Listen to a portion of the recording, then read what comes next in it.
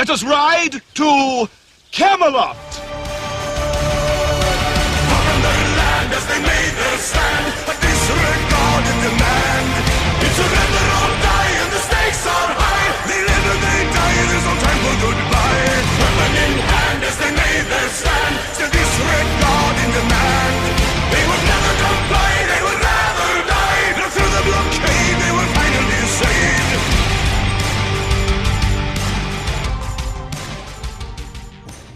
Aujourd'hui, on va continuer sur la lancée de la vidéo précédente, dans laquelle vous avez pu apercevoir la carte des batailles des invasions musulmanes au Moyen-Orient et en Europe, qui, je le rappelle, sont la cause des croisades. I'm gonna bomb the shit out of them. It's true. I don't care. Ok, alors juste à titre de comparaison visuelle, voilà la carte des croisades islamiques, et voici la carte des croisades chrétiennes, de toutes les croisades chrétiennes, celles dont on devrait avoir honte, celles dont on se garde bien de mentionner qu'elles étaient purement et simplement une réaction légitime et salvatrice d'un point de vue existentiel. Eh bien, cette carte a été créée par un chercheur que j'aime beaucoup, un chercheur qui s'appelle Bill Warner. Il étudie les questions liées à l'islam politique et rend son travail accessible sur YouTube. Donc, pour ceux qui comprennent l'anglais, je vous le recommande, et il est aussi passé par l'émission de Dave Rubin, c'était un échange très intéressant. Quoi qu'il en soit, je me suis permis de traduire un ou deux passages de sa vidéo sur les croisades où il présente sa carte animée, mais avant ça, j'aimerais que vous écoutiez ce que ces deux femmes ont à dire. Donc cette année, c'est absolument officiel pour le programme d'histoire en 5e, ce qu'on appelle le monde chrétien. Alors en plus on commence au Xe siècle et donc on n'a pas fait entre Rome et le Xe siècle, il ne s'est rien passé. Le monde chrétien est en option alors que le monde musulman est obligatoire. Vous êtes enseignante toujours ? Non, depuis 2 ans, je me suis mise en disponibilité, en congé sans solde, parce que j'estime que ma discipline est devenue aujourd'hui inenseignable. Et avec la réforme du bac, l'histoire-géographie. Pourquoi ? Parce que les programmes scolaires tels qu'ils sont faits aujourd'hui sont ou infaisables ou avec une chape de plomb idéologique. Les élèves sont en quelque sorte des cobayes d'une déconstruction de notre histoire, de notre géographie, de notre culture collective. Le monde chrétien est en option alors que le monde musulman est obligatoire. Pour la France, c'est une immense chance d'être le premier pays musulman d'Europe. Personnellement, je trouve ça effrayant et alarmant. Il y a clairement une volonté d'annihiler l'identité culturelle et historique d'un peuple. Le peuple français en l'occurrence, mais à peu de choses près, tous les peuples blancs subissent cette offensive insidieuse, perverse, mielleuse, qui, au nom de la vertu, du multiculturalisme, du mondialisme, de l'antiracisme, vise à détruire, à réduire à néant les identités, l'identité des gens, l'âme et la cohésion des peuples. Je sais comment l'histoire vous a été racontée à l'école. C'est pas du tout la façon dont l'histoire m'a été racontée à moi quand j'avais votre âge. Et 2, ça correspond d'abord aux préoccupations idéologiques d'aujourd'hui et des gens qui maîtrisent suffisamment les programmes pour endoctriner toutes les nouvelles générations. Ce qui m'effraie, c'est que ce sont les bien-pensants qui tiennent les rênes des écoles, les livres d'histoire. Et c'est dramatique, parce que pour ces gens, la recherche de la vérité est la dernière des priorités. La recherche de la vérité passe au second plan. Ils n'hésitent pas à tordre la réalité pour la faire rentrer dans leur étau idéologico-sadomasochisto-progressiste et vindicatif. La vérité ne les intéresse que si elle leur est utile pour leur agenda de déconstruction. On peut les appeler les bien-pensants, les postmodernistes ou les marxistes culturels, appelez-les comme vous voudrez. Ces gens ont une conception, une vision pervertie du monde. Une vision raciale, racialiste, qui ne conçoit la valeur des gens qu'au travers d'un prisme variable d'oppression ou de privilèges fantasmés. Les fameux Jeux olympiques de l'oppression. Le courant de pensée qui cristallise le plus brillamment cette maladie mentale, c'est le féminisme intersectionnel. Il y a un petit clip vidéo que j'arrive plus à retrouver. C'était Zemmour qui, dans une conférence, disait quelque chose que j'avais trouvé effrayant. Donc, Zemmour racontait qu'il était, si mes souvenirs sont bons, sur un plateau d'émission, où il avait un débat avec quelqu'un. Ça devait être un historien, je crois, je sais plus trop.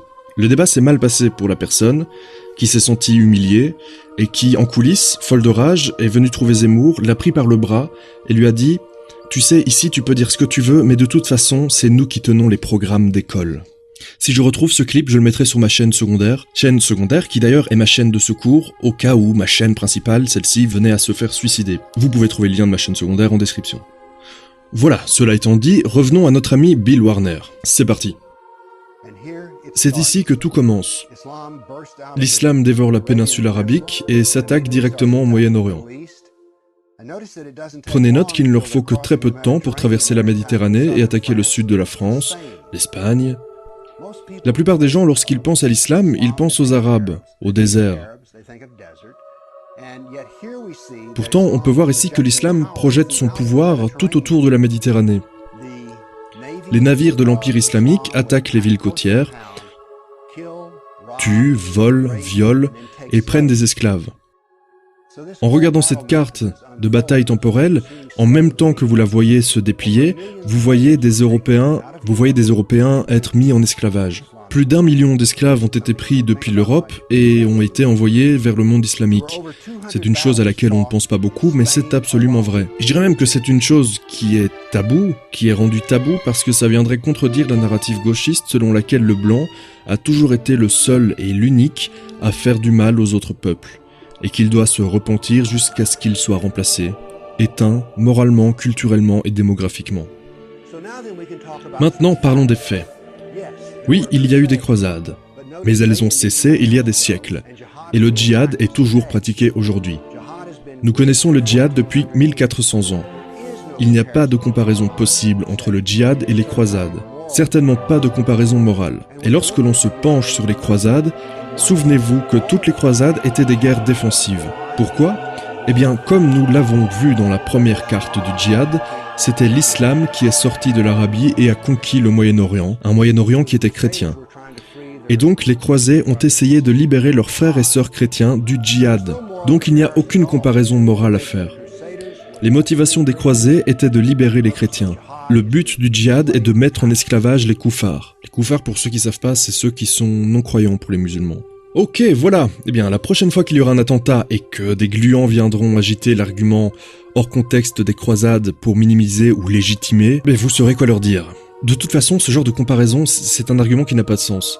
C'est comme les gens qui me disent en dessous de mes vidéos sur Telford et les grooming gangs, ceux qui viennent me dire « Ouais, mais les prêtres catholiques, eux aussi, blablabla. » Mais en quoi est-ce que... Oh, putain. Imaginez que je suis devant le juge parce que j'ai buté une femme. Et je dis au juge, oui, mais Ted Bundy, lui aussi, il a tué des femmes. Est-ce que la juge va me dire, ah, mais c'est intéressant ce que vous me dites. J'avais pas vu les choses sous cet angle. C'est vrai qu'étant donné que Ted Bundy a lui aussi tué des femmes, eh bien le meurtre que vous avez commis est du coup moins grave. Merci, et heureusement que vous me l'avez fait remarquer, sinon vous aurez fini votre vie en prison. Quoi qu'il en soit, c'est sur une chanson composée et interprétée par une de mes abonnées que je vais vous laisser. J'ai mis le lien de sa chaîne YouTube, de son compte Facebook et de son Badcamp en description si ça vous intéresse. D'ici à la prochaine fois, prenez soin de vous, prenez soin de vos proches, et merci à toutes celles et ceux qui partageaient mes vidéos, et un tout grand merci aux tipeurs. Passez un bon week-end. Ciao ciao.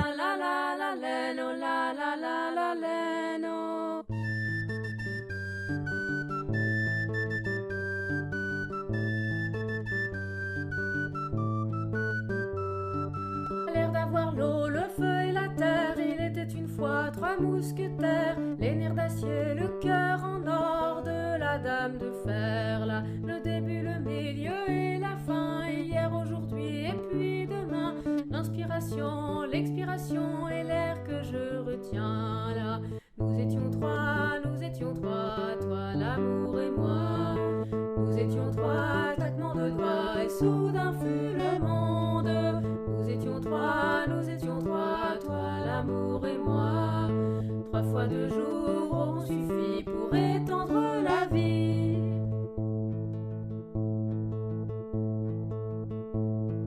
Le silence, la parole et le cri, le Père, le Fils et le Saint-Esprit. À ce que je vais dire, les mots qui fusent et ce que t'as compris là. Et à l'entrée, le plat, puis le dessert, l'union, la trahison et puis la guerre. 3 jeunes marins qui depuis 3 mois n'ont pas touché terre là. Nous étions trois, toi, l'amour et moi. Nous étions 3, claquement de doigts et soudain fut le monde. Nous étions trois, toi, l'amour et moi. 3 fois 2 jours auront suffi pour étendre la vie.